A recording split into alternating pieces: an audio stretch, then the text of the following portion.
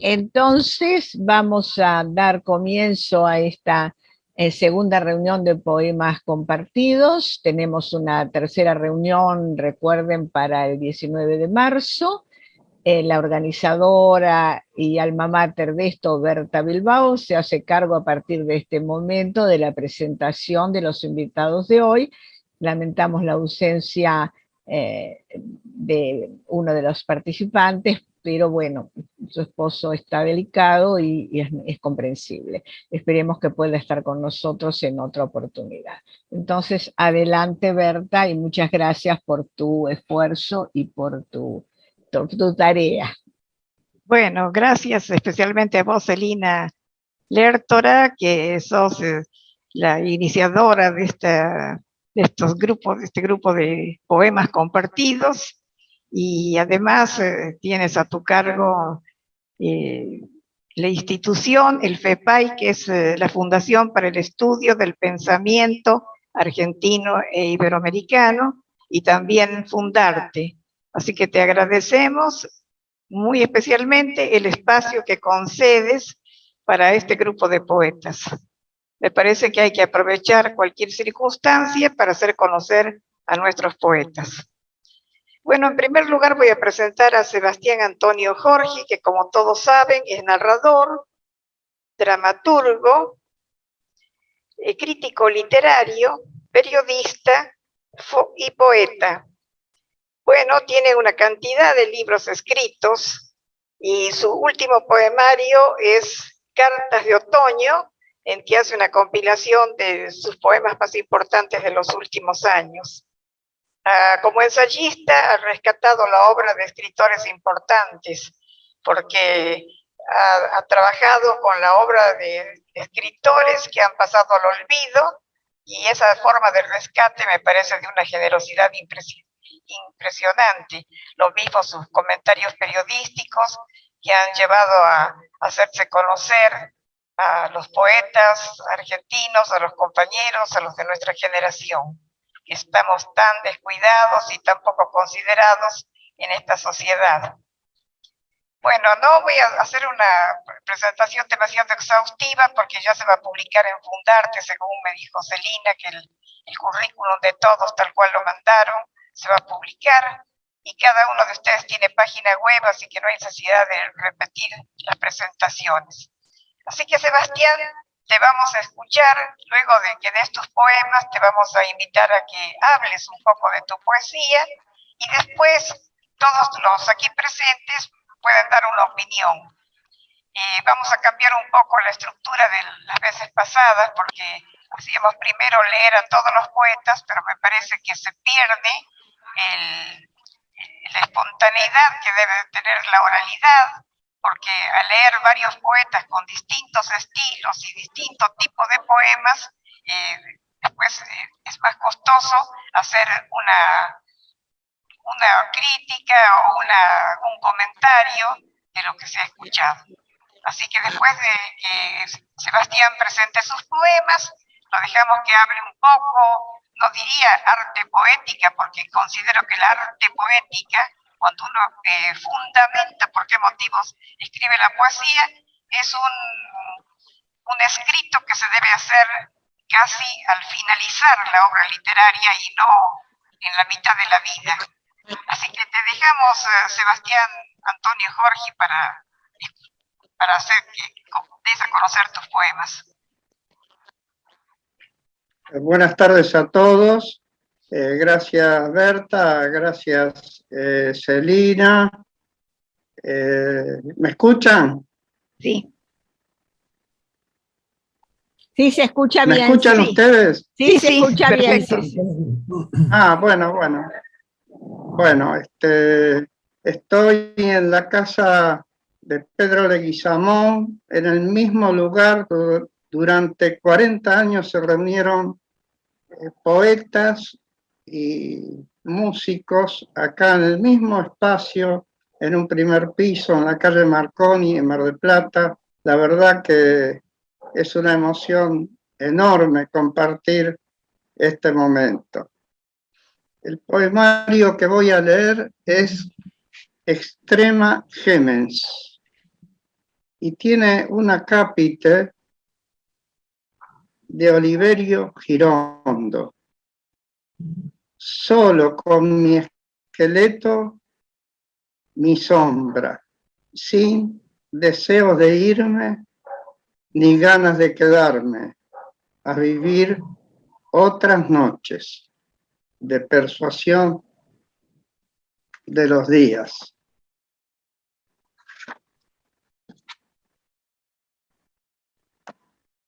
Una sombra, agresivo y estridente su chasquido.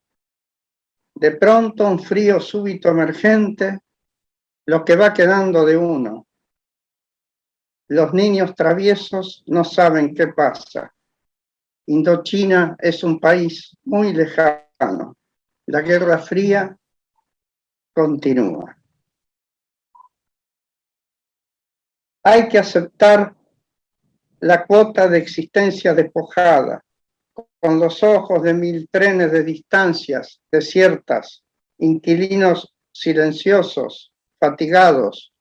Un niño absorto se detiene en el mostrador de una panadería, donde la empleada rubia va y viene, como el pibe de ladrones de bicicletas. La sombra se ha recortado en la entrada de las 7, en la hora de los escándalos. Sin apelaciones se va la tarde. Otra vez se hará noche. La clemencia ya no será un lugar posible. Triunfará la ingenuidad de innumerables rostros sonrientes que vuelven a casa, plácidos del deber cumplido, en rigurosos andenes, jaula adentro, con un tenue y mísero resplandor, porque la tarde ya ha avanzado por sobre los recuerdos. La costumbre de la poesía no es la más tranquila. El miedo es la mejor de las oportunidades. Nadie habrá visto nada. Después de todo, ¿para qué el cuaderno y los palotes? No seas el anticuado. Hay que vivar la invasión de metodólogos, socioimplantados. Todo tiempo pasado abre una nueva quimera, mientras un borracho cruza sus venas al suicidio. Ceñidos, pronombres personales merodean la estación. La respuesta es un montón de migajas. No hay contornos nítidos, solo sombras, imperceptibles acordes, panfletos y pancartas. La memoria se torna frágil ante la lámpara de los abismos. Ni siquiera puede esbozarse un plan de escape, una salida, una determinación. Es la hora en que los solitarios van copando los bares. Nadie extenderá su brazo. Todos inclinarán sus rostros ante el pocillo. Adivinas la ronda implacable al filo de la noche. Tragedias contiguas. ¿Y ahora qué?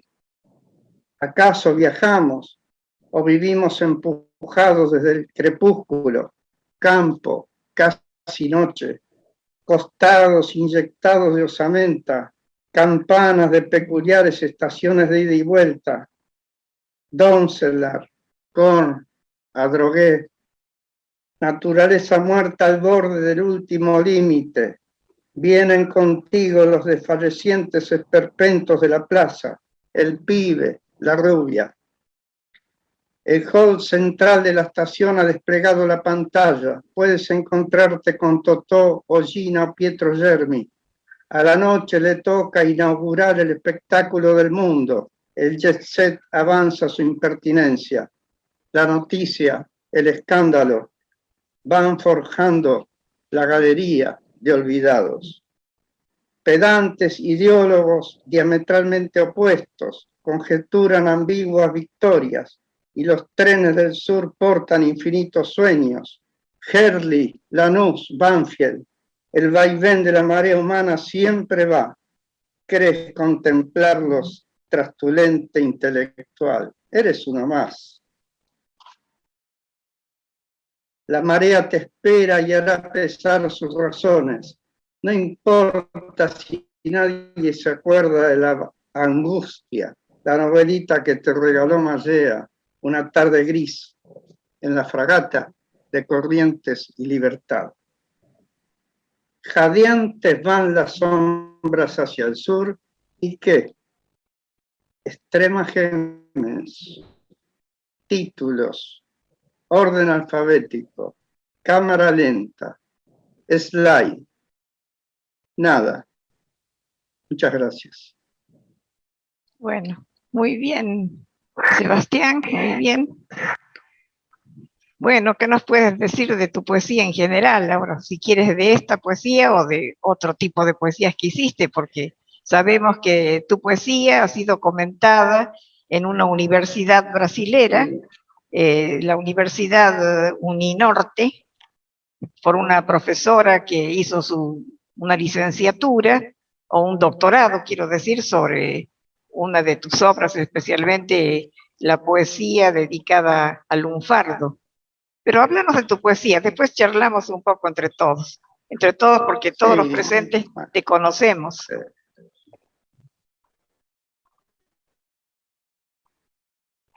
Bueno, justamente, bueno, el tono de mi letra, digamos, son crónicas poemáticas, no es un tono estrictamente a lo mejor poético, pero siempre aparece alguien que me convence que puede ser poesía.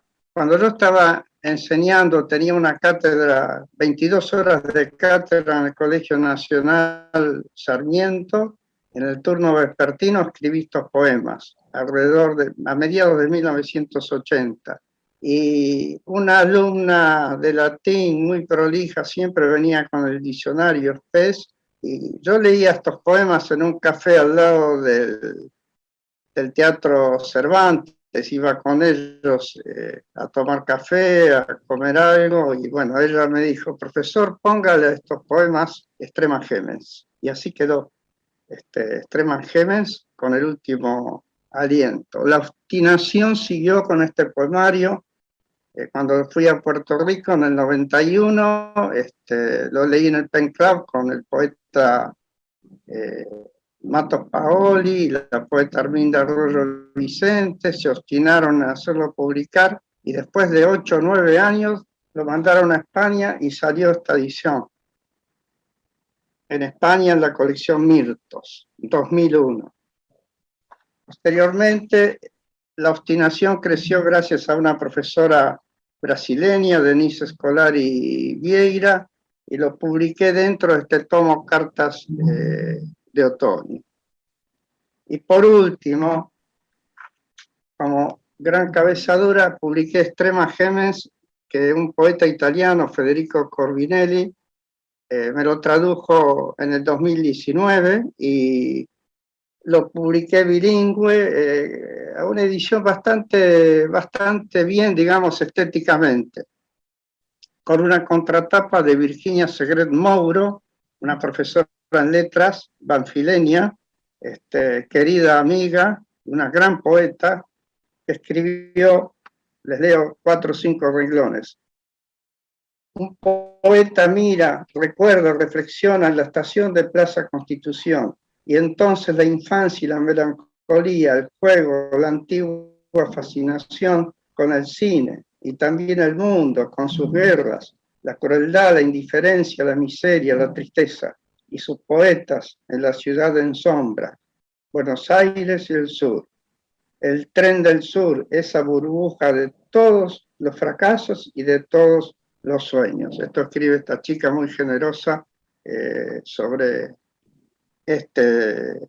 llamémosle poemario, Extrema Gémenes, que significa con el último aliento en latín. Así que a veces uno en esa obstinación resucita, digamos, y cree que aquello que lo tuve bastante postergado, digamos, escondido, casi 35 años, los poemas lunfardos estuvieron escondidos hasta que esta profesora de Brasil se le ocurrió hacer una ponencia en la Universidad Unión Este sobre poemas lunfardos, algo insólito, realmente que me pone bien, digamos, me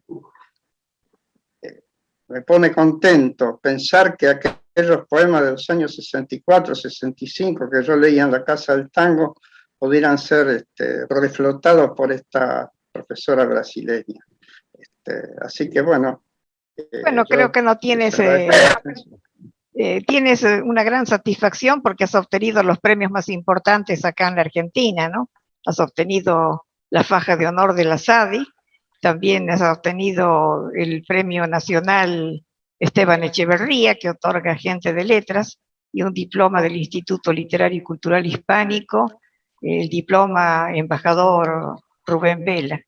Bueno, y además también yo te hice una presentación en la Feria del Libro de Mar del Plata, de uno de tus libros que fue el más expectante para todos, Mapamundi, en el que combinabas, hacías una intertextualidad con actores de cine, con nombres de personajes del fútbol, con canciones, intertextualizabas hasta las promociones de artículos comerciales.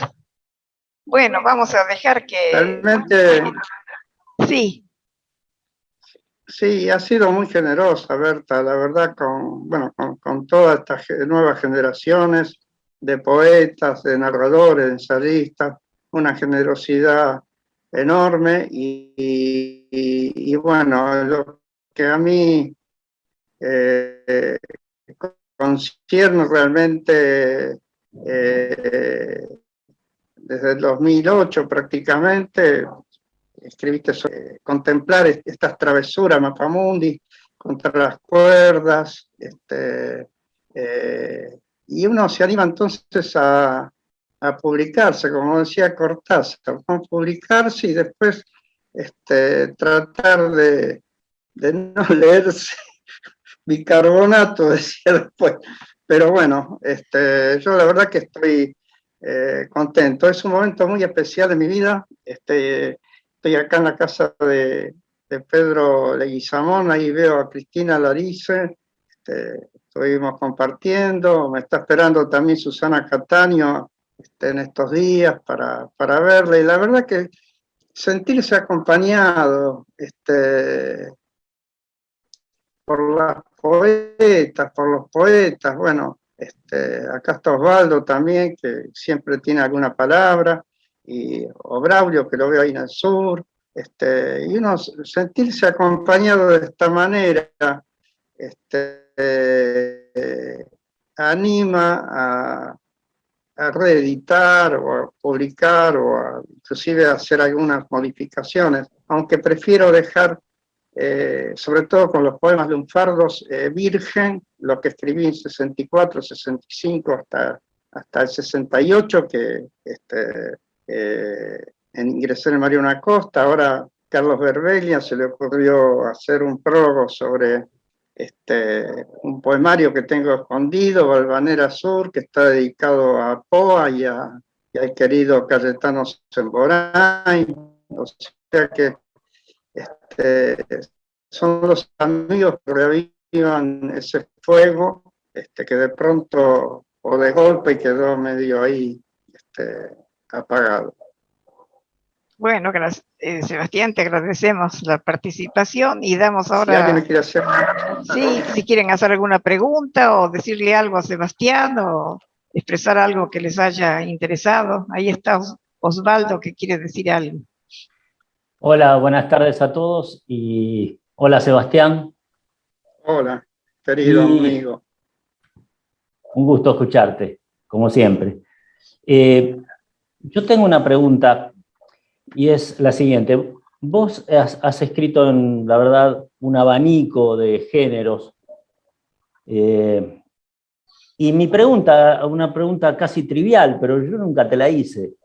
¿En qué género de todos los que escribiste te sentís más cómodo o te gusta más?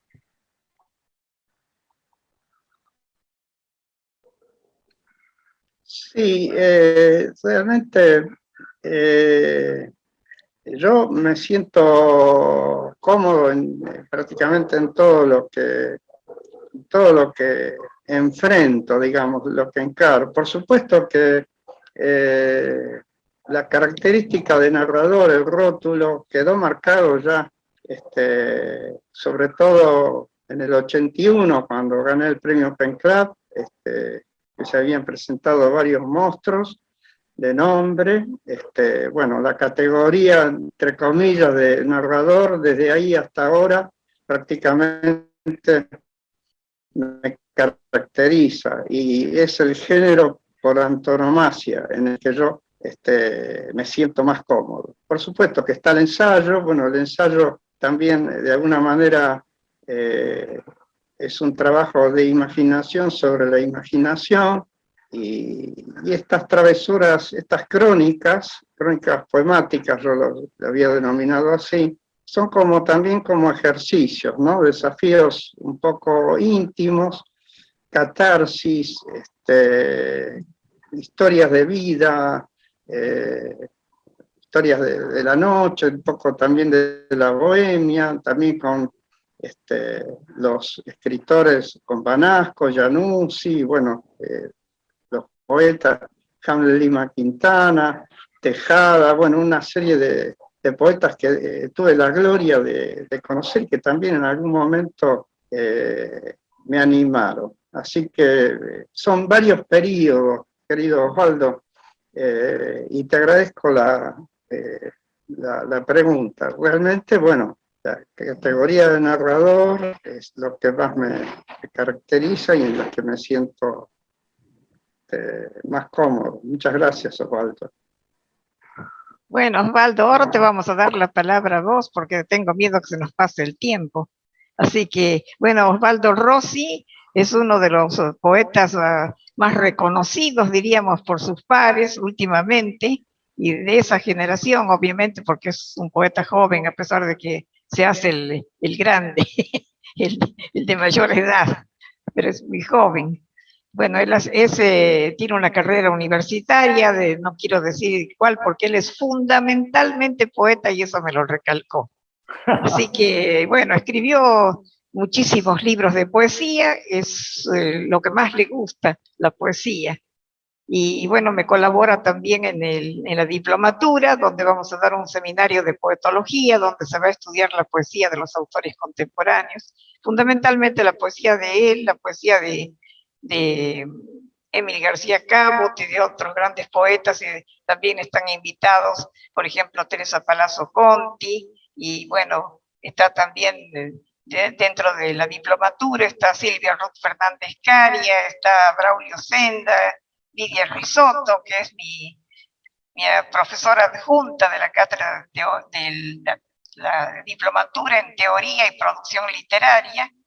Así que, bueno, a Osvaldo le dediqué mi primera obra, mi primer ensayo crítico que mereció la faja de honor de la SADE, y su título es Osvaldo Rossi, solidez poética en la modernidad líquida.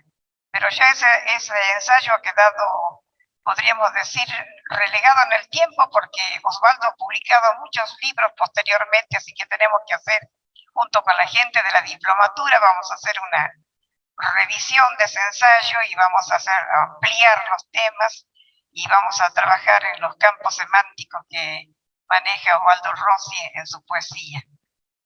Bueno, Osvaldo, te damos la palabra. Muchas gracias, Berta.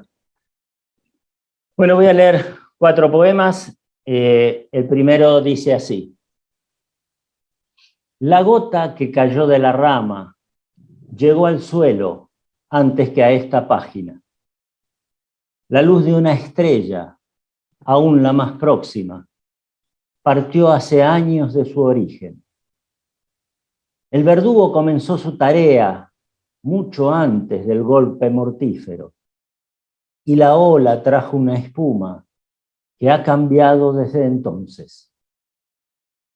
La piel se va secando en silencio hasta que surgen los pliegues, y la voz de mi abuelo emerge de la tierra para volver al patio de la infancia.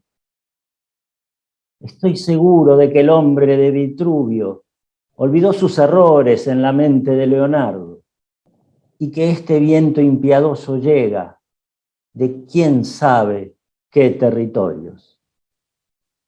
Mis palabras son aves extinguidas, hebras que se diluyen entre las ondas del agua. Y el presente es un temblor inefable, la vida de un insecto en el sueño de Dios. El segundo habla de nuestra condición humana y se titula Suma y Resta. Gracias, Teresa. Crecí valorando los méritos de la suma. Lo importante era adicionar una profesión, una vivienda, un trabajo mejor.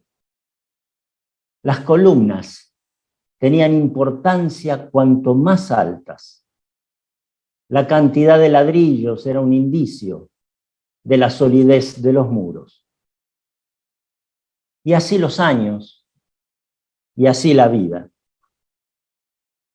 En un momento, sin que pudiera opinar, advertí que me ganaba el ejercicio de la resta. Los días que caen como hojas de un viejo calendario, los hijos que se van, el horizonte que resulta menos distante. Hoy, las columnas tienen valor por lo que sostuvieron, los muros, la solidez de lo que cobijaron. En fin, hablo de lo que mengua, menos impulso en los trabajos por hacer, menos terrenos por desmalezar, y la senda que se irá angostando, y ya no por dificultades en la vista. El minuendo y el sustraendo acercarán sus diferencias, y el resultado de esta operación tenderá a un número menor, hasta que un día, con matemática exactitud, alcance su objetivo y devenga igual a cero. Bueno, el tono cambia un poco cuando uno habla de los afectos, y este se titula Mi madre y su casa. Mi madre murió hace un año y todavía no pude hacer lo necesario para vender su casa. No es un lugar muy grande, pero parece infinito. Voy del comedor a la cocina, de la cocina al dormitorio, sin un propósito determinado. Abro el armario y toco su ropa, como tantas veces desde que partió, y olvido la razón que me trajo hasta aquí. ¿Cuántos pasados habrá construido? ¿Cuántos futuros diseñó entre estas solitarias paredes? En su casa deshabitada, con nostalgia de vida, aún puedo recordar el olor de los almuerzos y el valor que para mi madre tenían unas viejas fotos familiares. El sonido del tren es una advertencia que duele, y mientras tanto, aquí se deshojaron las plantas, enmudecieron los goznes, se opacaron los espacios que ella se esmeraba en alumbrar cada día. La veo como la vi en las últimas reuniones. Mi madre ya no envejece, pero envejecen sus cosas. Perdieron una parte de su alma, el sentido que atesoraban cuando ella vivía. Es verdad, me cuesta entenderlo.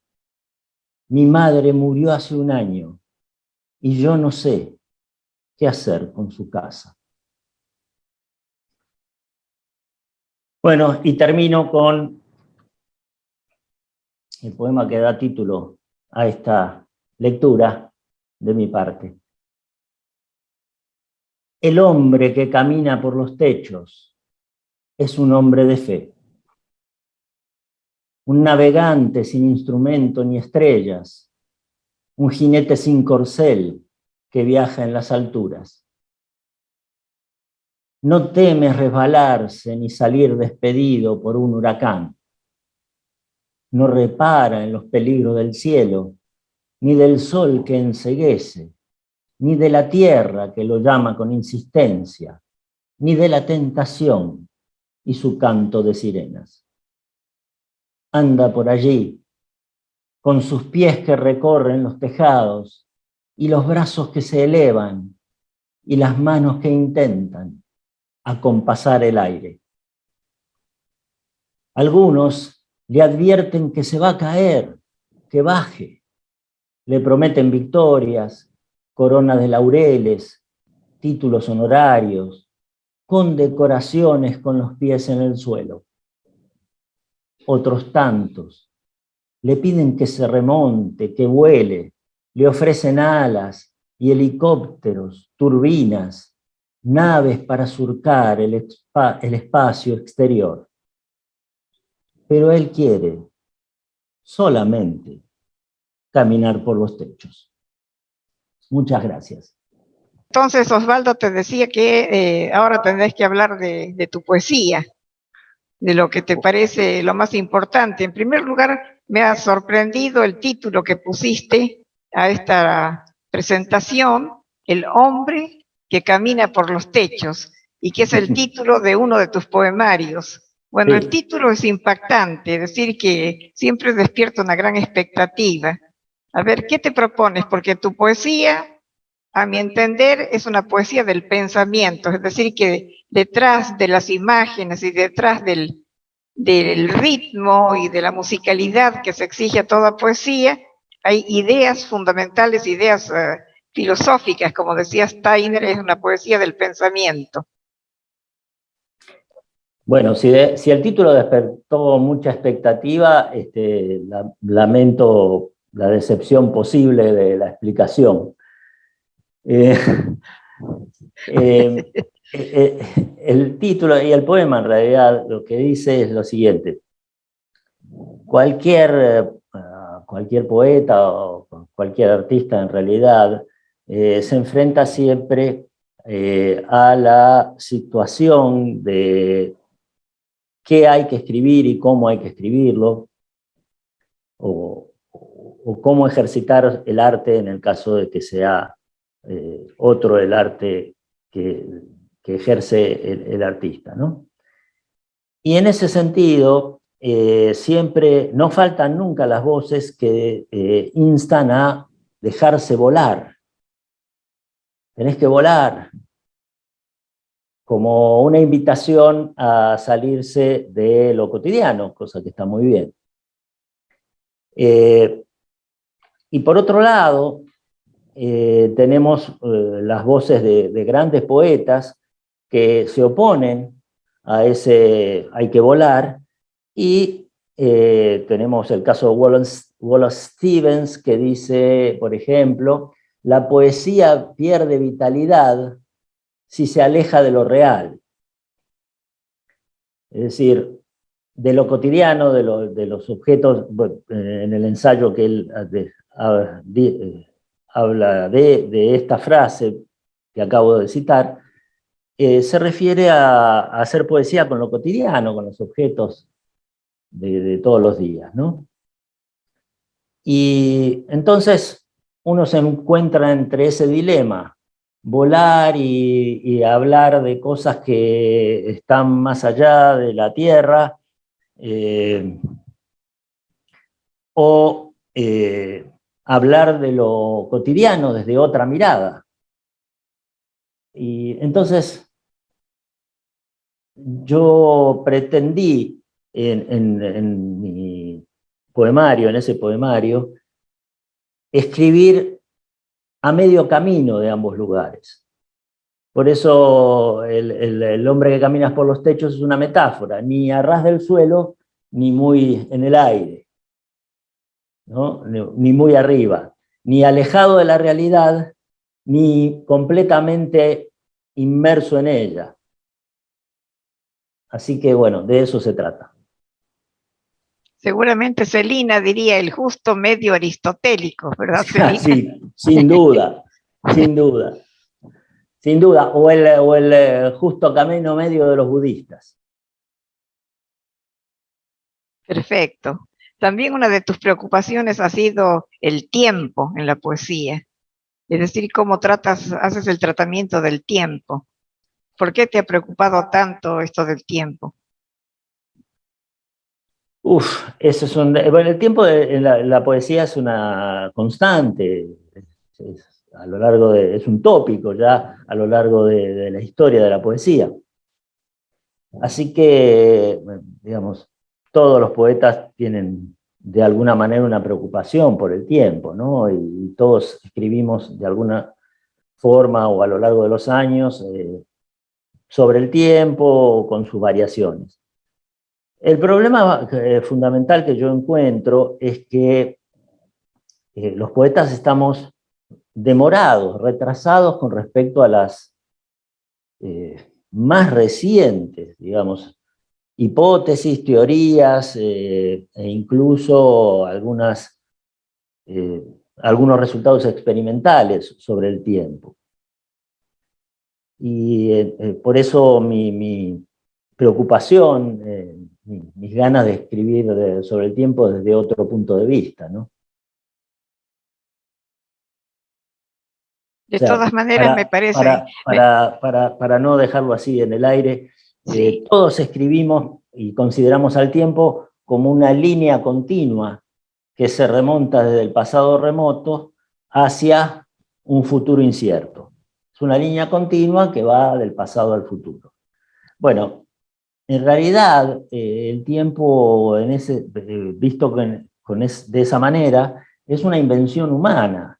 Es una forma que tenemos de medir, entre otras cosas, la entropía del cuerpo, es decir, la vejez, cómo nos vamos poniendo viejos y cómo tarde o temprano desaparecemos. Es una invención de nuestra parte porque realmente desde hace ya unas cuantas décadas las ecuaciones fundamentales de los modelos de la física y de la astronomía sobre el universo no incluyen la variable tiempo tal como la conocemos. Es decir, no es necesario incluir al tiempo para explicar cómo se desarrolló el universo. Y en ese sentido yo no creo que nosotros estemos, al menos yo no conozco y me consta que yo no lo he volcado de esa manera en mis poemas, solo escribimos, o mejor me limito a mí mismo, escribo como la vieja idea de la sucesión lineal entre el pasado y el futuro, ¿no? Pasando por eso inacible que le llamamos presente. Sería interesante hacer un estudio más profundo sobre lo que significa el presente de la escritura, que aúna todos los tiempos, ¿no? Porque cuando vos desde el presente de la escritura haces un retroceso en tus vivencias y te refieres al pasado, estás recuperando un pasado, pero desde el presente de la escritura. Y lo mismo cuando proyectas algo a futuro. En fin, es algo como para estudiarlo mucho más, ¿no? Esa posibilidad que tiene la escritura de, a través de su presente, del momento en que se escribe, cómo se logra la conjunción de todos los tiempos y también de los espacios. Así que sería un espacio-tiempo artístico que es muy único, me parece que es propio del arte, ¿no? Sí. Bueno, vamos a dejar que hablen los participantes, a ver qué les pareció la poesía de Osvaldo Rossi. Acá la verdad que es una cantera de imágenes, Osvaldo querido, y hay que celebrar la narratio que se sobreimprime en el poema, y esos flashbacks, esas remisiones a la infancia, justamente, ahí está bien marcado el tema del tiempo. Y el poema Mi madre, la verdad que me hubiera gustado escribirlo, es una hermosura de poema muy, muy conmovedor. Realmente estar pegado a esa realidad, ¿no es cierto? Y transmitirlo en líneas poéticas, la verdad, es tremendo, ¿no? Esos flashbacks y esa narrativa, contar esa pequeña historia, ¿no es cierto?, meterla en el poema y llegar de alguna manera al corazón.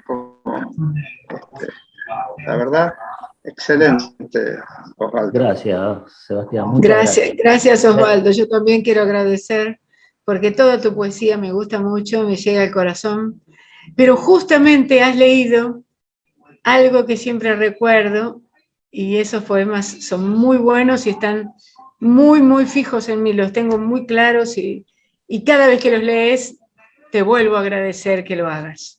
Gracias. Gracias a los dos. No les crean mucho, son amigos míos. Bueno, tienes muchos amigos. En realidad tienes la suerte que todos tus pares te han valorado desde siempre, ¿no? Sí. Y como dice todos estos teóricos, que hay un horizonte de expectativa también. Es decir, si el poeta es valorado en su presente, tiene más posibilidades de ser valorado en las futuras generaciones. Así que esa es una suerte que tienes y bueno, te la mereces. Gracias. Gracias a todos. Bueno. Gracias por los comentarios. Y el comentario de Sebastián,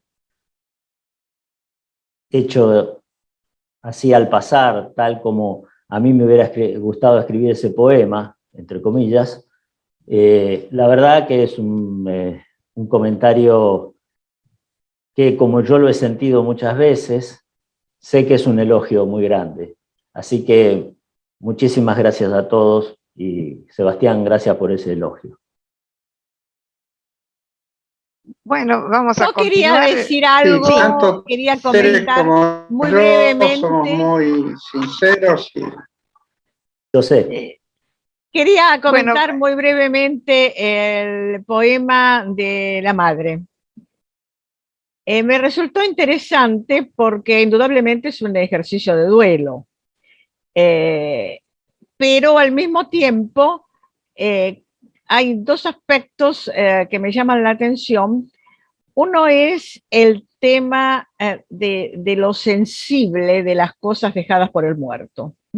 El tocar los vestidos, todo esto que la psicología atribuye a una especie de fetichismo póstumo, que acá está transformado en poema, indudablemente, ¿no? Es decir, está poetizado y está transformado en una vivencia diferente. Y a eso quiero llegar.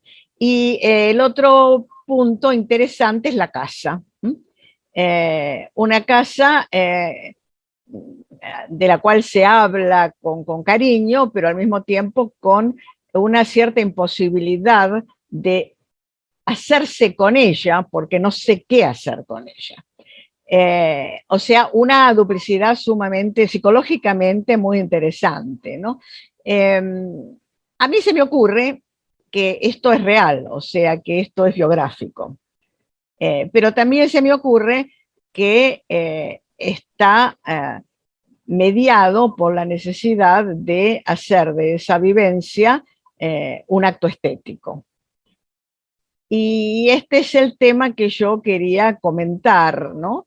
En general, me parece que es muy interesante destacar, especialmente para la poesía, aunque también para la prosa, para la novela, etcétera, de qué manera muchos aspectos que en nuestra vida y en nuestra personalidad son dolorosos, son difíciles de elaborar, se elaboran de una manera, diríamos, normal, natural, a través del acto estético. En este sentido, yo no comparto la idea de los que opinan lo contrario, es decir, de que un un acto estético causado por una vivencia personal, un poco a lo Kant, ¿no? No sería auténticamente estético. O sea que la vivencia estética tendría que ser una vivencia totalmente diferente. Bueno, Scheller también hablaba de lo mismo, ¿no? Yo no comparto esa idea. Creo que casos como este, ¿no? De esta vivencia de la muerte de la madre, es un ejemplo de que puede haber un acto estético, tanto en el que hace la poesía como en el que la escucha, como nosotros, aunque esté mediado por un recuerdo personal y no sea en ese sentido un acto de pura estética, como es la estética clásica, ¿no? La de Baumgarten, etc. Bueno, ese era mi comentario, y muchas gracias por la participación, me pareció muy interesante, ¿no? Gracias. Un Bueno, solo Osvaldo, mínimo comentarito. sí. Por eso, gracias, Celina, es así, es tal como lo decís, y por eso aclaré que cambiaba el tono, porque es muy diferente respecto de los otros poemas que leí. Se notó. Nada más, gracias. Se notó, por eso lo dije. Claro que al escuchar un poema a veces uno tiene distinta actitud que cuando uno lo lee, ¿no? Y este poema, en general todos los que estamos acá, los amigos tuyos, lo hemos leído. Entonces, claro, todo lo emocional siempre impacta muchísimo, muchísimo más que a veces un poema que tiene un sustento filosófico, por ejemplo, cuando se plantea un tema filosófico a través del poema, ¿no? Como dice Steiner, la poesía del pensamiento es muy distinta a la poesía emocional. Bueno, Osvaldo, me imagino que vale la presencia de 13 personas acá, que no me interesa mucho el número porque pienso en el grupo de Bakhtin, en los grandes grupos que se juntaron, que no eran multitudes y que eran pocos, pero que, bueno, sacaban provecho del intercambio comunicativo, ¿no? Así que has tenido un comentario espléndido de alguien que es doctora en filosofía, doctora en teología y abogada. Así que, bueno, puedes estar muy contento. Además, escritora, bueno, políglota, y tiene infinidad de actividades. Es increíble las cosas que sabe Celina. Bueno, vamos a dar la palabra ahora a Teresa Palazzo Conti, porque tengo miedo que el tiempo nos sobrepase. Bueno, Teresa Palazzo Conti también tiene una página web muy amplia, así que pueden ver quién es. Lo único que voy a decir es que es una poeta muy reconocida, especialmente en el año 2016, la Academia Mundial de Artes y Cultura y el Pen Club de Praga, República Checa, le otorgó el título honorífico de doctor en literatura. Me parece que es el premio que tenemos que destacar acá. Además pertenece a todos los grupos literarios que hay en Buenos Aires, es colaboradora con todos. Bueno, yo le hice prólogos de 2 de sus poemarios, ¿no? O de uno y la presentación de otro en un museo, Roca, me parece. Bueno, te damos la palabra. En el Museo Roca, sí, muchas gracias. Sí, gracias porque me encanta estar acá, todo lo que escucho es enriquecedor, de modo que gracias. Bueno, yo preparé para leerles 4 poemas. Si me excedo en el tiempo, díganme, antes de que llegue al cuarto, claro. No. Bueno, el primer poema se llama Esa historia. Ella escribía en la máquina de coser y en los frascos de dulce. Escribía en los fogones, en el pan con manteca y azúcar, sobre el terciopelo de los alelíes. Ella escribía con las manos sujetas, con el pecho en cruz. Escribía en las almohadas las oraciones incapaces de parir agua santa y bendecirla. Y el camisón se pegaba a sus piernas. Sangre de la sangre de los libros entre la oscuridad y el soplo de una lamparita cómplice. Ella escribía en la sonrisa de los campanarios, en los sembradíos. Escribía sin palabras en las cuentas de un rosario transparente, en la vergüenza disfrazada de príncipe, ociosa de castigos y penurias. Escribía con harina en el álbum alumbrado de moños y de fechas donde mi foto hoy toca el contorno a lápiz de un pie recién nacido y otros garabatos inseguros, testimonio de mi peregrinar en su vientre. Ella siempre escribía, pero borró aquella carta perforada para que yo me salve.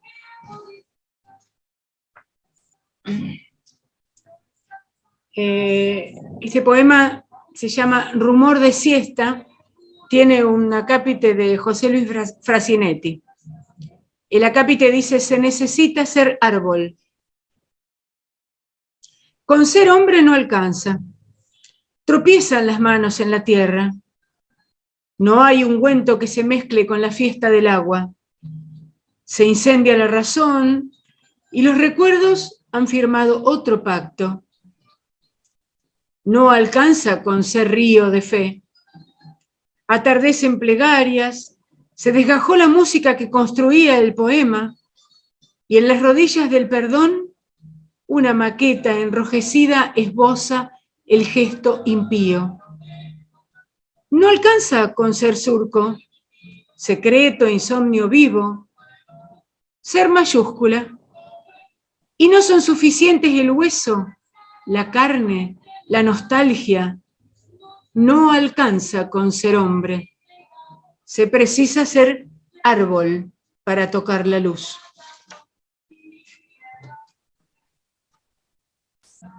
La caja. Las fotografías se van de fiesta con sombrero de papel y entre humedades. Han comprado cartón en el mercado y en las cajas erguidas postulan la ubicación para ingresar. Las fotos de los niños a la izquierda. Los mayores de pie entre enredaderas y baúles.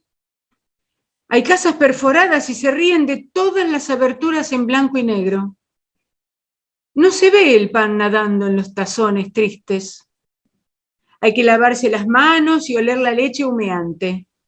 Es un ritual.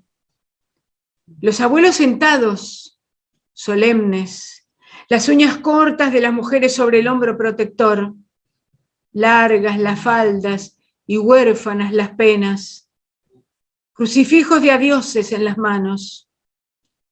En los buques, llantos que mojan la cubierta y los limpia de culpas. Nadie logra escapar. El deber de permanecer ha puesto un cerrojo de resignación y tinta en cada nombre. El agua sobrepasó las marcas. Alguien desbarató la orquesta y le cerró los ojos. Y por último, plegaria de un poeta. Madre nuestra que estás en la calma, en las venas azules del cedro equilibrista, en el miedo del hombre. Madre casta, que danzas en flores verticales y redoblas la tinta y enloqueces borrones asombrados. Madre sola, conmovida de hijos, rehén sangrante en el verbo delator, humillada con giros que aturden los renglones y ahogan la palabra verdadera. Madre tierna que nutres a los lobos en la pira del verso y refugias los ríos de soberbia y costumbre. Danos sed para saciar el agua, danos hambre de amor para aromar la ira. Danos el día fresco en cada hora donde habitar los milagros y las dudas. Danos coraje y signos para escribir tu nombre en el pan necesario de tu vientre. Madre poesía, danos el cielo de tu reino. Gracias. Bueno, Teresa, sorprendente tu poesía. Bueno, Una muchas maravilla. gracias. Estos Bueno, son algunos contanos algo, de ¿por los qué más escribes? recientes. Sí, sí, no lo había leído antes, no lo sé, no te los escuché ni los son vi, son algunos, nuevos, son bastante inéditos. nuevitos. Bueno, Bueno, yo considero que la poesía es un milagro. La poesía tiene magia. Entonces ella puede decir por mí lo que yo no me atrevería nunca a decir, porque no lo digo yo, lo dice la poesía. La poesía desnuda, la poesía no tiene límites. Entonces aparece en mí, ella me busca, y bueno, por ejemplo, a ver, a mí me condiciona mucho el entorno, lo que veo, lo que toco, lo que escucho, lo que sueño. Entonces, por ejemplo, después de un momento que me asombra o que me sorprende de algo, X cosa. hola, fíjate, estás muteada. ¿Siempre estuve muteada? No, en la última parte. Bueno, digo que por ejemplo, a mí me sorprende mucho el entorno, me condiciona lo que escucho, lo que veo, lo que sueño, y trato a veces de apresar un momento de esa realidad que me sobresaltó. Yo quiero tomar, a veces quiero apresar lo simple, lo tenue, lo angelado, y es ahí donde aparece la poesía, que la poesía me busca, y generalmente aparece con máscaras, aparece como camuflada, entonces penetra, se ensancha, se expande, y al fin de cuentas me encandila porque tiene muchos rostros, no aparece limpia. Me muestra máscaras que yo no conozco. Entonces la dejo hacer, y cuando el poema está terminado, veo que hay presencias tangibles en mi poesía, en esa poesía que terminó de escribirse, como hay ausencias dolorosas.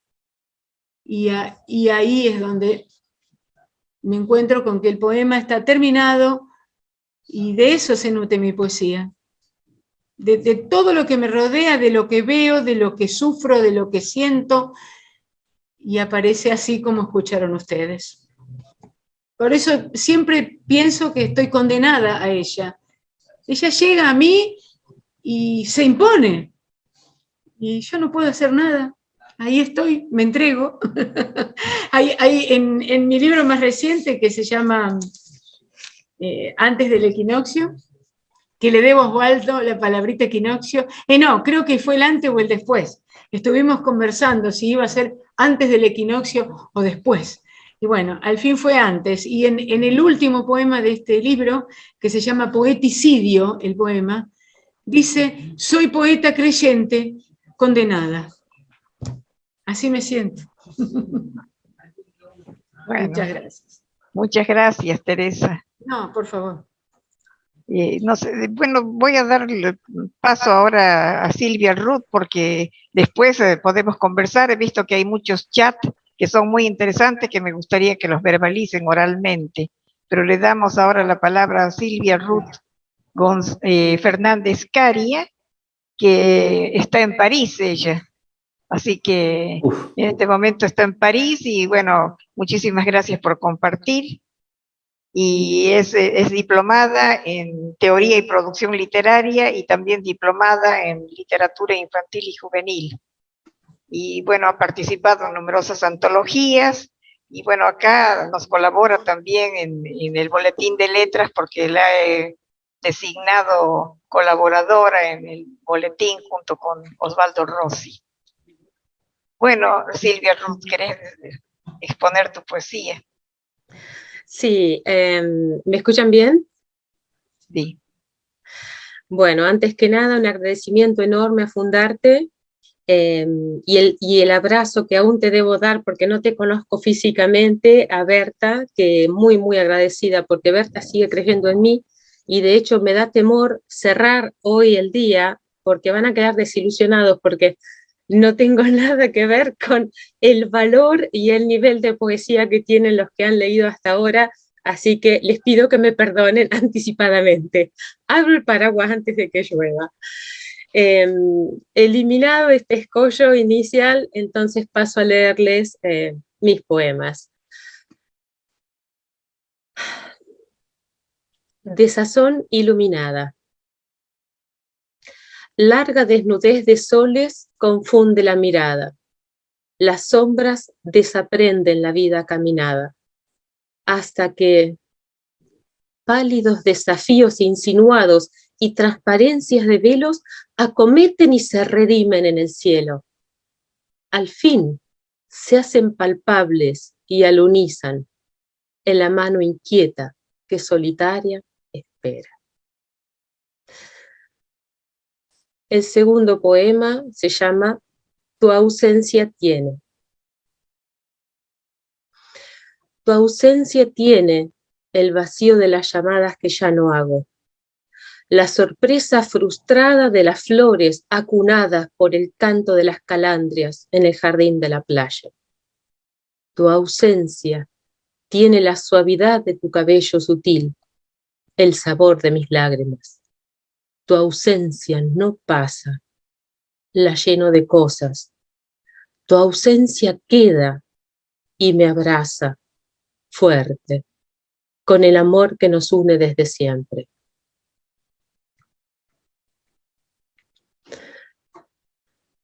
Nuestro reino es el reino del viento que quema la meseta, que seduce con perfumes de tomillos y de restingas, que acuna los coirones e inclina las jarillas.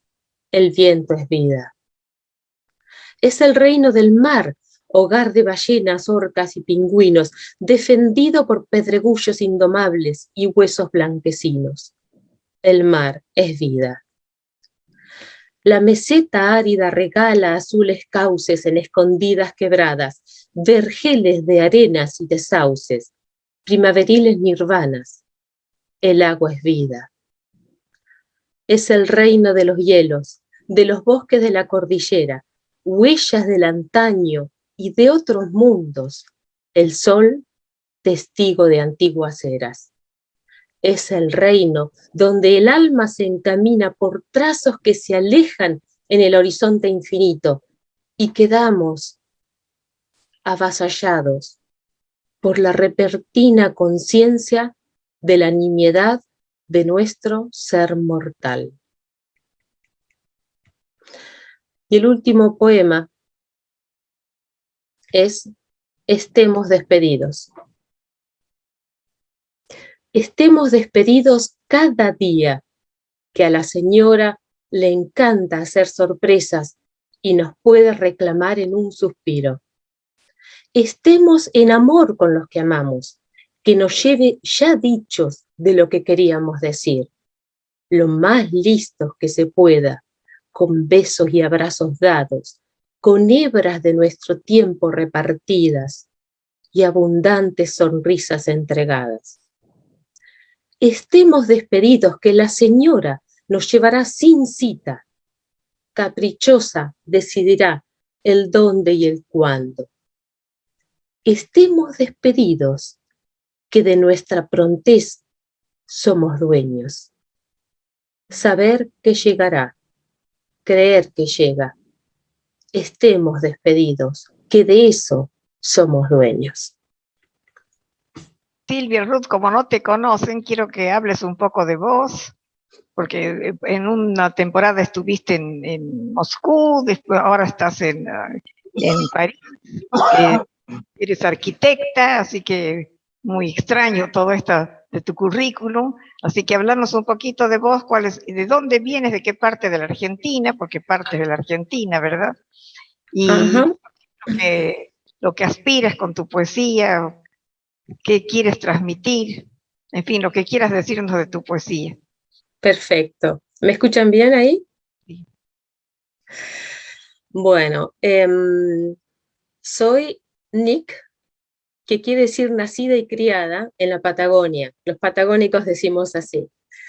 Hoy quise hacer un excursus, un paseo por lo que son mis poesías, bueno, primero hago 2 líneas de mi vida. Soy omnívora, soy lectora omnívora, estudiante omnívora, sigo estudiando el día de hoy. Si hay algo que me anima es la desesperación por aprender. No sé para qué, todavía me pregunto cada día para qué estudio, pero bueno, algún día lograré conectar todas las cosas y poner todas las disciplinas. O sea, yo uso la retroalimentación transversal entre las cosas. Eso sí, me doy cuenta, de vez en cuando hago conexiones absurdas que vienen de otros ámbitos y bueno, visto que hablamos de literatura, las vuelco en la literatura. Eso es lo que más me anima, la desesperación por leer, la desesperación por estudiar. Ahora estoy viviendo en Francia y es mi 8º país. Pero yo supe que iba a ser emigrante desde muy pequeña, a los 14 años yo ya supe que no iba a vivir en la Argentina, y eso creo que se lo debo a los genes de mis abuelos, y evidentemente seguí muy en serio ese impulso. Bueno, para mí la poesía es como decía Quiroga, necesito sacarme la alimaña que se me sienta acá. Entonces tengo muchas cosas escritas, eso no quiere decir que estén todas bien, porque a mí no me gustan. Normalmente yo las escribo y me las olvido, prefiero no volver a leerlas, porque no me gustan, no me simpatizan, y cada vez que vuelvo a leerlas tengo algo para corregir, y no se termina más porque soy una perfeccionista, entonces es una historia de nunca acabar, y es muy frustrante. Pero bueno, cosas como esta me obligan a poner un punto semifinal, no final. Si yo mañana la vuelvo a leer, seguro que corrijo otras cosas, pero lo que quise hacer hoy es oscilación de la mirada, se llamaba mi título, porque es la mirada que oscila entre lo exterior y lo interior. Y me siento muy identificada con Teresa Palazzo Conti cuando dijo que cómo lo que está alrededor la afecta y cómo se nutre de lo que la rodea. Me pasa lo mismo, y entonces observo la existencia humana, los problemas, los dilemas eternos, lo que no tiene solución, los que no hay un porqué ni un para qué.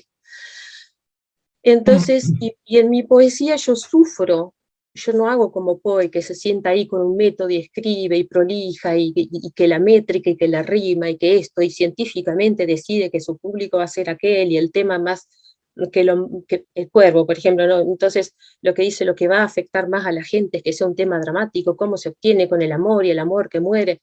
No, para mí no, me sale, tengo que sacármela encima y escribo como sale.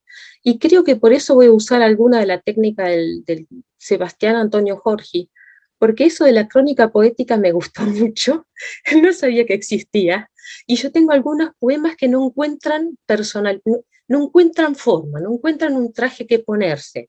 Y creo que voy a empezar a ser un poco más libre en esa cosa, de vestirlos de otro modo, de dejarlos ser como son. Porque yo a veces quisiera decir ciertas cosas, pero no me gustan el traje como les queda. Así que creo que voy a perder un poco esas timideces, y les agradezco enormemente este ciclo de poesía, porque me estoy nutriendo, es como el bálsamo para el cabello. Ese es el efecto que me están haciendo. Me siento suave, me siento como con aloe vera en el alma. Así que les agradezco muchísimo por todo lo que leyeron hoy. Bueno, y ahora, lista para las preguntas o lo que quieran decirme. Bueno, dejamos no les dije que escribo desde que era chica, pero no tengo el coraje de mostrarlo, y para estar certificada es que hice las diplomaturas. Entonces ahora sí me siento con autoridad moral como para empezar a mostrar mis cosas. No se rían, es cierto, porque si yo no tengo un título no me siento en condiciones de ejercer eso, pero ahora me siento con un poco más de autoridad, y descubrí cosas, por ejemplo, en análisis crítico, que yo nunca pensé que me podía gustar o que podía ser buena, y Berta es terrible porque me ha empujado en ese sector, y he llegado a sentir felicidad, pero felicidad física, como sensación física, en el acto de escribir un análisis crítico. Una cosa que nunca imaginé que podía sentir. Así que listo, ahora sí, les prometo que no hablo más. Bueno, gracias Silvia, Ruth, por tus consideraciones a mis cátedras. Bueno, queremos escuchar algo que ustedes quieran preguntar. Bueno, yo sí quiero decir algo. Celina, muy bien. Quiero recordar me gustó mucho, ahora voy a hacer un comentario, pero en este momento me acuerdo de una frase que dijo un querido profesor que participaba mucho en Fundar, y era profesor de filosofía, enseñaba lógica en la UBA, Julio Colachini de Muro, pero además era poeta. Escribía unos poemas hermosos y además atendiendo a las formas, ¿no? Él era un experto en sonetos, una forma difícil, ¿no? Para que no sea estúpida, no sea una simple búsqueda de rimas, no, realmente increíble, ¿no? Una vez se dijo que la diferencia entre la filosofía o la ciencia y la poesía es que la filosofía como la ciencia muestran y explican o intentan explicar un mundo, mientras que la poesía crea un mundo. Y a mí me pareció una diferencia realmente esencial. Y por eso coincido, aunque yo no soy poeta, ni mucho menos, pero coincido con lo que decía Teresa, es la poesía que escribe a través de ella. Es decir, se da, es algo de inspiración poética, es crear un mundo. Por eso no tiene mucho sentido esperar a ver, como decía también nuestra amiga, que eso de preguntarse si tenía que ser dramático, de cuál género, a uno, creo yo, le sale. Como yo cuando creaba una danza, ¿no? Como coreógrafa. Se me ocurrió. Después me preguntaban, porque hubo una época en que había mucho intelectualismo en esto. Bueno, ¿y qué quisiste hacer con esa coreografía? ¿Y cuál es el sentido de que el bailarín levanta la mano derecha y no la mano izquierda? Bueno, todo eso era una cosa que me parecía espantosa. Bueno, no sé, se me ocurrió, interpreten lo que quieran. He intentado crear un mundo de sensaciones, y eso es la danza. Y bueno, ¿por qué levantan una mano y no la otra? ¿Por qué levantan un pie y no el otro? Uno no puede explicar eso, ni tiene sentido que lo explique.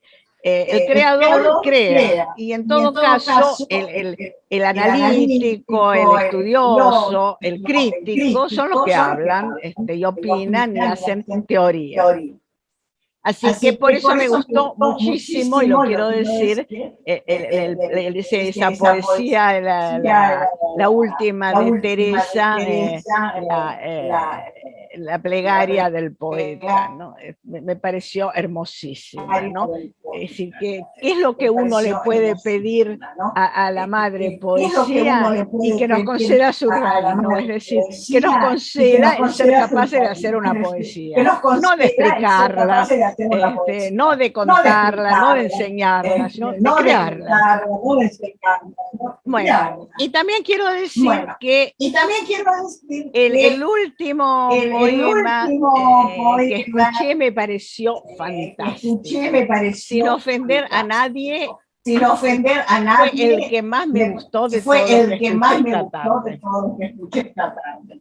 Y creo que tiene un valor increíble esta preparatio mortis. Celina, se escucha con un eco feo. A ver, fíjate en tu computadora. No es mi computadora, debe ser Ivo que puso la suya muy fuerte tuve problema con la máquina. Hay que silenciar todos los micrófonos. Sí, aparte de eso, pero me parece que está muy fuerte puede ser que esté pinchado por las razones de seguridad. Bueno, yo realmente creo que esta preparatio mortis me parece sensacional, ¿no? Es decir, no sabemos, pero podemos vivir cada día como si fuera el último, cada hora como si fuera la última, con esa plenitud a la que ella se refiere. Me parece realmente algo que es una enorme sabiduría de de los auténticos sabios, porque al final, ese final es un final de Séneca, ¿no? Cuando él dice, solo el tiempo es nuestro, de eso somos dueños, de nuestro tiempo, es decir, de lo que pensamos, de lo que hacemos, y entonces somos dueños de estar, no sabemos y no somos dueños del momento de la muerte, pero sí somos dueños de la preparatio mortis. Me parece fantástica esa reflexión tan hermosa y sin nombrar la palabra. Bueno, Celina, aquí te quiero aclarar algo, que te estás refiriendo a la poesía de Silvia Ruth Fernández Claro, Cari. sí, la última, sí, porque claro, no se te escuchó bien, bueno, estaba perdón, con eco, entonces... la última, sí, la última poesía. Me pareció realmente de un valor, no solamente filosófico, sino de un valor humano y de un valor sapiencial. Mil gracias, Celina. Mil gracias porque, de verdad. Bueno, nada que agradecer, te agradecemos. Bueno, era lo que quería decir. Gracias. Bueno, yo lo que quiero decir es hasta qué punto vale la pena que seamos nada más que 13 personas las que estamos reunidas. Si vale la pena juntarse, no solamente para aplaudirse mutuamente como hacen la mayoría de los grupos, sino para conversar, para profundizar en algún aspecto de lo que uno escribe, ¿verdad? Bueno, he visto que han puesto en el chat muchas opiniones importantes, así que me gustaría que las verbalicen y para que las conversemos. ¿Quién quiere hablar primero? Ivo, ¿querés decir algo? Sí. No, bueno, como no dije nada en todo, y como decía Nietzsche, di tu palabra y rómpete, ¿no? No, me gustaron los dos últimos poemas. Lamentablemente tuve problemas con la computadora, no los pude... pero por las explicaciones que me dio Silvia, me hizo recordar ahora una frase de Paul Eluard, cuando decía que la poesía es un estado de ánimo antes de la reflexión. La poesía es un estado de ánimo antes de la reflexión. ¿Qué es lo que genera ese estado de ánimo? Bueno, es todo lo que hemos hablado, ¿no? Cada uno de ustedes, cada uno de los poetas, ¿no? Por eso quería decir eso solamente. Pero muy bien, poco, pero muy profundo lo que acabas de decir. Yo quería comentar que estos videos se suben al canal YouTube. Ahora vamos a subir porque hemos pensado que va a ser lo mejor probablemente todo el ciclo, ¿no? Para que no se desdibuje. Por eso es que no está subido todavía en la reunión anterior. Pero esto es muy visto, esto queda y la gente lo ve. De modo que no importa que ahora seamos 13, lo va a ver mucha más gente en el futuro.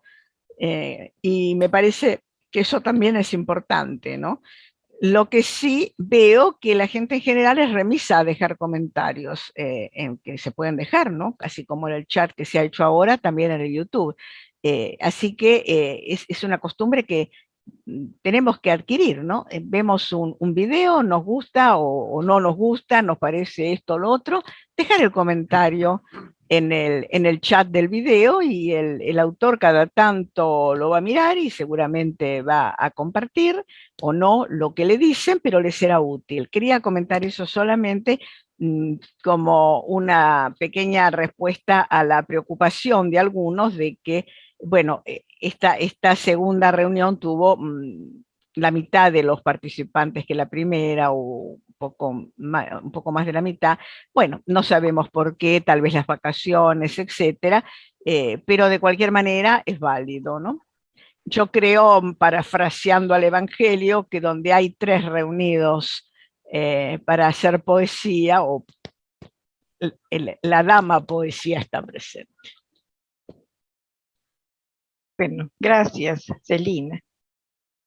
Bueno, los que escribieron chat, a ver, quiero escuchar los que verbalicen lo que dijeron en el chat. Cristina. Yo quería hacer notar que... Clarice. Bueno, buenas tardes, buenas noches a todos. Es un placer estar acá escuchándolos desde Mar del Plata, que también está Eva, bueno, Sebastián que nos está visitando, y estoy muy emocionada porque para mí todas las voces poéticas funcionan en mi cuerpo de distinta manera y aprecio a todas. Entonces mi sensibilidad me permite agradecerles a todos por haber haberme regalado este momento tan emotivo. Y gracias, Berta, por este momento y tu coordinación tan dinámica y los comentarios que hicieron. Yo ya Gracias, tengo Cristina. que cerrar mi Zoom. Sebastián, ¿querías decir algo? Sí, bueno, quería hacer notar que desde Mar del Plata. tanto Osvaldo como Teresa y yo mencionamos a madre. La madre, en mi poemario está la madre, en el Osvaldo la madre y en el de Teresa realmente muy, muy conmovedor. El tema de la madre, cómo surgen esas remisiones. Y el mío también lo flashback nombré a- en la madre. También uno de ellos sí. era la madre, sin nombrar. Bueno, sumamos 4 entonces, porque de pronto había algún ruido acá. Estoy frente, digamos, casi al lado de la calle, por eso no lo debe haber escuchado. Así que, ¿cómo surge el tema de la madre, ¿no es cierto?, en los poetas. Eso solo. Muchas gracias. Gracias. Bueno, quería también anticiparles que en la próxima reunión va a estar Lidia Risotto, aquí presente, va a estar presentando su poemario, y Braulio Senda, que no sé si está o se fue ya, no lo veo. Ah, está acá. Así que vamos a escuchar a Lidia Risotto Está. y a Braulio Senda, y también a Norberto Barleán, que en la primera reunión estuvo ausente por motivos de salud, así que lo vamos a poder escuchar. Bueno, no sé cómo andamos con el tiempo, Celina, si nos vamos o podemos charlar un poco más. Sí, todavía queda un poco de tiempo. Si hay intereses, sí, por supuesto, seguimos. Bueno, entonces he visto que los chats no los verbalizan, no sé por qué, están temerosos o no pueden, no se animan a decirlo verbalmente lo que piensan. Y también el planteo de ser nada más que 12 o 13, ¿qué les parece? ¿Perdemos la voluntad o perdemos el deseo, el optimismo frente a lo que estamos haciendo, o vale la pena insistir? ¿Qué dice Silvia? Yo siempre soy por seguir hacia adelante, vale la pena insistir. Perfecto, muy bien. Osvaldo. Yo quiero... Son 12 nada más, 13, menos que los de la otra vez, si esto nos desmotiva. Sí, a ver, quiero Osvaldo, ¿qué dar un ejemplo basado en nuestra experiencia personal. Durante el año 2021, Norberto Barleán, Rubén Balseiro y yo hicimos un ciclo titulado Conversaciones, en el que invitábamos a algunos poetas o narradores o ensayistas y conversábamos con ellos. No era una entrevista, era una conversación entre las dos partes, digamos. Alguno de nosotros y el invitado o la invitada. La conversación que tuvo menos presencia en el momento en el vivo fue la que terminó siendo al final la más vista. Es decir, y creo que esto algo comentó Celina, no importa la cantidad que veamos en este momento, puede ser que al final de los tiempos resulte que es la más vista o no, digamos, pero hoy no se puede sacar conclusiones de eso. Y por otra parte, quiero recordar una frase de Juan Ramón Jiménez. Los poetas escribimos para una inmensa minoría.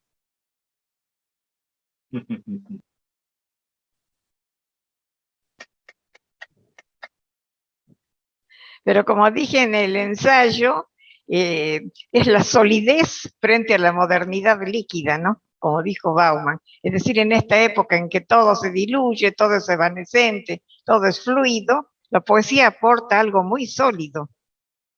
pienso que esa solidez se da a través de lo emocional. Así que no es como para que se desmoralicen los poetas.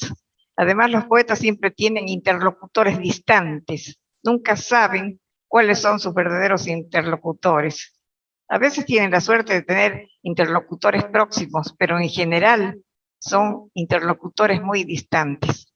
Y lo más interesante de este ciclo, de esta reunión, me parece que nos estamos conociendo con mucho más profundidad.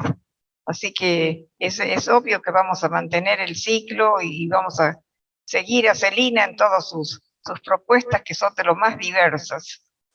Entonces, Celina, si inventas otro ciclo, aquí estaremos. No se te escucha, Celina. Ahora, sí. Ahora sí. Quería comentarles que sí, la idea es que en la segunda mitad del año haya otro ciclo de presentación de poetas con este estilo, ¿no? De que el poeta no lee una poesía, sino 3, 4, 5, las que considere que muestran su perfil como creador, y que hable y que otros le hablen también. Así que en la segunda mitad del año, si Berta está dispuesta a seguir en esta tarea, me parece que puede haber otras 3 reuniones después del café literario, que como siempre lo hacemos en el mes de julio, porque eso ya es tradicional, hace más de 10 años que hacemos el café literario, pero no siempre es con el mismo tema, ¿no? Así que todavía no hemos pensado cómo va a ser este año. A veces es poesía, a veces es prosa, a veces es con un tema, a veces es son, por ejemplo, preguntas o acertijos, adivinanzas, en fin. Ha sido muy variado, así que eso está, pero bueno, después de eso, en la segunda mitad del año podemos hacer otro ciclo. Y tal vez sea interesante, y no sé qué opinará Berta, iniciar algún ciclo de prosa, ¿no? Algún ciclo de narrativa. Yo sé que es más complicado porque todo es muy largo, ¿no? La narrativa en general no es una cosa breve. En alguna oportunidad hicimos un concurso de cuentos breves y se leyeron también después cuando se publicaron. Y fue muy interesante porque yo pensé que no íbamos a tener mucho éxito, el cuento no podía tener, bueno, en resumidas cuentas, era una página prácticamente, o una página y unas pocas líneas más, de modo que era todo un desafío. Y realmente tuvimos mucho éxito, participó mucha gente con cuentos sumamente interesantes, y algunos tenían 3 o 4 líneas, nada más. Pero sin embargo tenían principio, medio y fin, tenían tema y tenían desenlace. De modo que eso también es una posibilidad que Berta puede pensar. Otras veces hicimos algo temático, por ejemplo, poesías o prosa, pero generalmente cuentos para Navidad o para Pascua. Nunca lo hicimos para Carnaval. La verdad es que lamento que ahora ya sea un poco tarde, porque Carnaval es la semana que viene y tenemos otra propuesta en Fundarte que tiene que ver con los disfraces. Pero tal vez en otro año pensemos en convocar a poetas para que hagan poesía sobre Carnaval, ¿no? Que puede ser cómica, puede ser trivial y también puede ser dramática, ¿no? El mundo de la máscara, inclusive recuerdo una que ganó un premio en Brasil, una novela que nosotros la difundimos sobre, bueno, era una novela policial, digamos, ¿no? De asesinatos con máscaras en Carnaval. De modo que hay muchas posibilidades.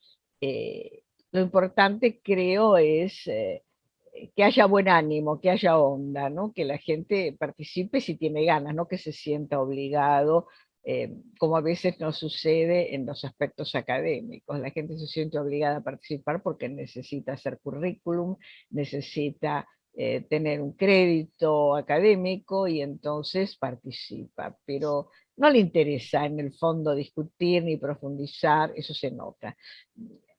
Tengo que decir yo que escucho muchísimo en FUPA y en Fundarte, porque siempre organizo, así que me la paso escuchando, que es un placer que los participantes, aunque no hablen, no tengan poemas, participan activamente, comentan. Esto a veces no se da en el ámbito académico, donde todo parece mucho más comercial, ¿no? Bueno, si a mí no me toca hablar, como asistir no me da puntaje, no asisto.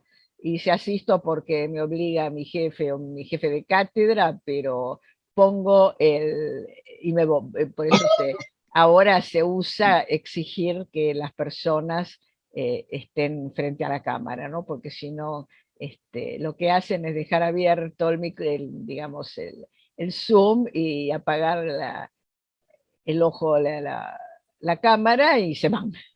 Y entonces así cumplen con la obligación de asistir al congreso, a la jornada, lo que sea. Yo realmente estoy muy contenta como organizadora general y coordinadora general de encuentros como este. Son muy gratificantes. Eso se los puedo asegurar, son muy gratificantes. Bueno, Celina, te agradezco la buena voluntad, el espacio que nos ofreces, y creo que ya es tiempo suficiente para que cada uno vaya a descansar y haga la autoevaluación de su participación.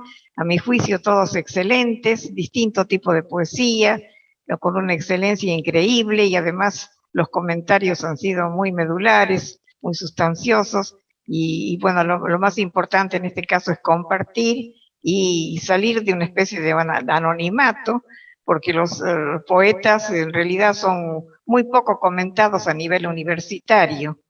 Eso me di cuenta que en general en las universidades se toma en cuenta a los poetas que ya llegaron a la plenitud, diríamos, de sus posibilidades, y siempre están con los mismos. Entonces no se conoce a los poetas contemporáneos, a los poetas de hoy. Entonces estas reuniones me parece que son muy productivas para cubrir ese silencio, ese silenciamiento en que estamos. Y no solamente los poetas, sino también los narradores, los ensayistas, todos los que nos dedicamos a la literatura. Bueno, entonces los despido. Si no hay nada más que decir, los despido. Será hasta la próxima reunión para que sigamos compartiendo. El 19 de marzo. El 19 de marzo. Sí, anticipamos y estaremos con Lidia Risotto, que está aquí presente, Braulio Senda, que está presente, y otros que no han podido estar esta tarde. Así que buenas tardes a todos, muchas felicidades, gracias por participar.